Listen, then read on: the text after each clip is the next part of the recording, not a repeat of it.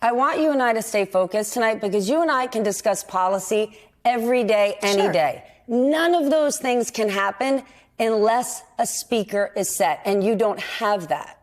So Kevin McCarthy is pretty conservative. He has given you a lot of what you want. Is it that you just can't stand the guy? Oh, no, this is absolutely nothing personal against Kevin McCarthy.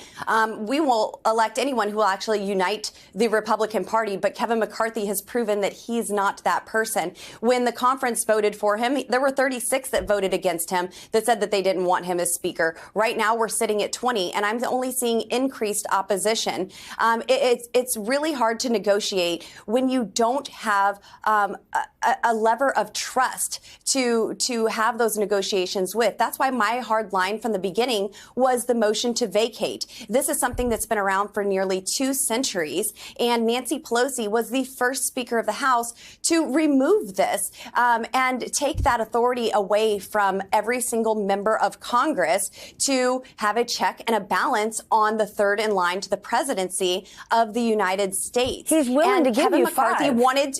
Kevin McCarthy wanted to follow her precedents through and through, and then he did move it down to 5. And he knew that my position was going back to Thomas Jefferson's motion of one single member motion to vacate. This is imperative. You cannot demand more responsibility and less accountability. We have to have somebody, if we cannot trust them, then we have to make sure that there is a check and a balance and that there are rules in place. We need the tools that are available to us to actually govern the way that we campaigned. Okay, then here's where I'm scratching my head.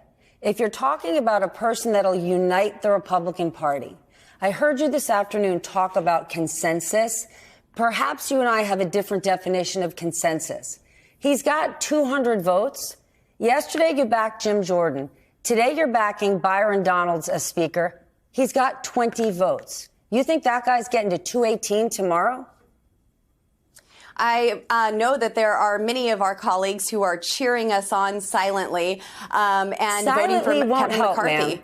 218 votes. We're going to get there. As long as it takes, we are going to get there, and we're going to make sure that this is right for the American people. We want to see change in Washington, D.C., and we want to see policies that are passed that actually help the American people. Look, Kevin McCarthy has been in leadership for 14 years. What does he have to show for that? We aren't just electing somebody who can fundraise and just rubber stamp him into office. That's not what I was elected to do. What you're seeing here is a constitutional republic at work. It may look messy, it may look chaotic, but this is us working and actually using our votes. And I believe our founding fathers intended it to be this way. Okay, well, our founding fathers aren't here, so let's get real and let's get practical. You can say what you believe. I believe children are our future. Teach them well and let them lead the way. That's a song. You are backing a guy with 20 votes. Is he getting to 218 tomorrow? People who are silently cheering him on will not help when they round everybody up and ask for a vote tomorrow. I do believe that we are seeing growing opposition to Kevin McCarthy. They've heard the conversations that happen when our Republican conference is gathered. They are very disappointed in some of the things that have been said by our current leadership. And they're waiting for the time to be right. And I believe you will see that increased opposition. And I'm here for it. As long as it takes, we are going to get this right. Okay, sure. And maybe it's going to be me and Kim Kardashian and anyone else who can be out there. Would you like me to nominate you tomorrow? How long are you willing to wait?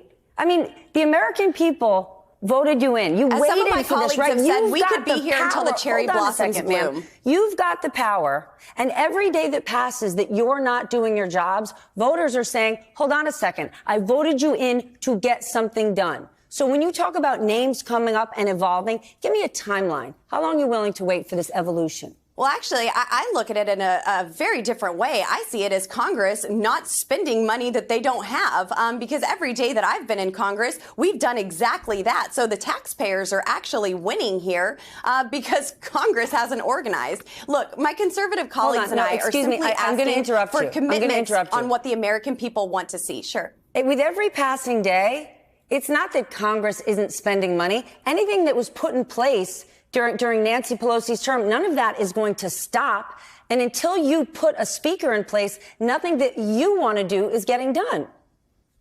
Well, unfortunately, the Senate took away our authority to even work with a budget for the next 9 months. Nancy Pelosi is ruling with a dead hand anyway. They just spent $1.7 trillion on an omnibus bill and took away all of that authority. All of the member-elects that were currently elected, all of our freshmen, they don't have a say on the spending for the next 9 months because the Senate gave that away. Republicans ran on and we won a majority on because we had a message that was uniting America and bringing us back to this place where we can actually have real leadership and pass agendas that secure our southern border and balance a budget and lower inflation. The American voter does want Congress to work together. Right? Look at your last election. You represent a red district that Donald Trump handily won, and you won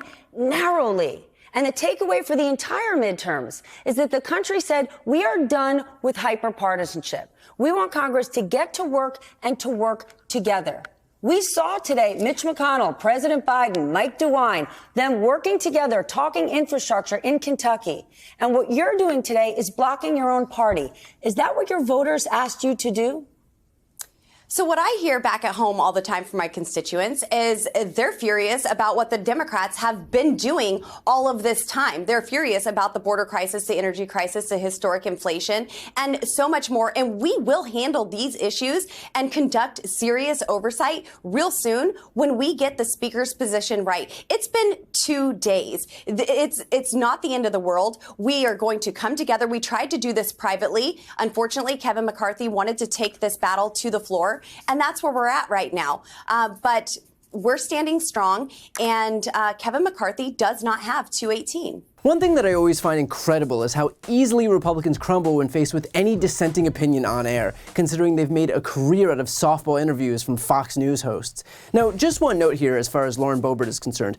We'll sit here and listen to Stephanie Ruhle make excellent points that any coherent, logical person would agree make sense. And you wonder why Lauren Boebert doesn't get it, but she does. The point is that she doesn't care. Her political incentive here is the dysfunction. She's not looking to fix anything because the goal is breaking it. These Republicans have been running for years on the idea that government isn't the solution, it's the problem. And in order to prove that it's the problem, they have a vested interest in breaking it. And so that's exactly what they themselves will do. And then they'll point to the thing that they just broke as evidence that the government can't work. But it's not without reason. If government isn't working, it's because someone is breaking it. And that's what we have evidence of right here. Consider the contrast. For the last 2 years, we've had people in power who believed in the usefulness of government to positively impact people's lives. And so even with a razor-thin majority, we got record funding to combat climate change, allowed the government to negotiate lower drug prices, lower out-of-pocket costs for seniors and those who use insulin, and upgrade our nation's infrastructure, free COVID tests and vaccines in the American Rescue Plan, the first gun safety bill in 30 years, healthcare for veterans with the PACT Act, manufacturing jobs thanks to the CHIPS Act and the Inflation Reduction Act. These are all things that benefit everyone.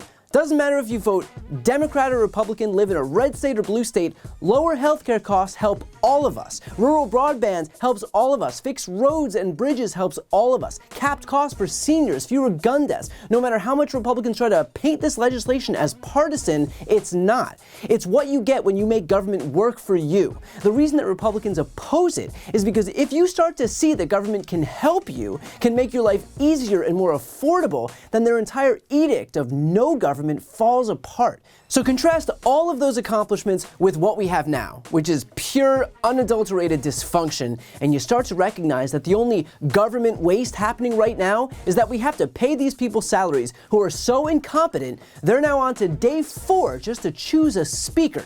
Imagine a job where your very first function proves to be so difficult, so impossible, that it takes you 4 days to finish.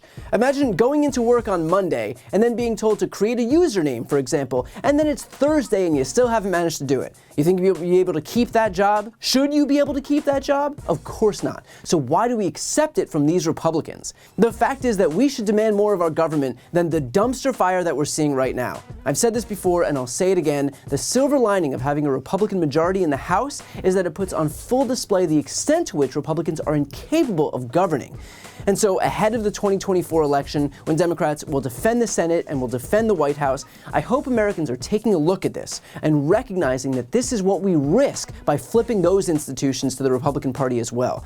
They love to market themselves as these responsible stewards of government, but just like they market themselves as being pro-family values, pro-states' rights, pro-fiscal conservatism, pro-police, pro-military, only to undermine all of those things in practice, they display nothing but chaos when they actually are given power. We saw it for 4 years under Donald Trump, followed by 2 years of the most effective legislating in modern U.S. history with the Democrats, followed instantly by abject mayhem the very second that Republicans took control of the House. This isn't a bug, it's a feature. And the only way to fix it is to recognize the problem once and for all and ensure that Republicans do not gain control of any more of our government moving forward. Before you go, if you enjoyed this video and want to see more, please make sure to subscribe to my channel. You can click the thumbnail right here on this screen. And if you want to support my work even further, the best way is to subscribe to my podcast, No Lie with Brian Tyler Cohen. There you can check out my interviews with major players in the world of politics, including President Biden, Vice President Kamala Harris, Pete Buttigieg, Elizabeth Warren, Katie Porter, Jamie Raskin, and so many more. Plus other interviews that live exclusively on the podcast. That link is also right here on this screen, or just search No Lie with Brian Tyler Cohen wherever you listen to podcasts.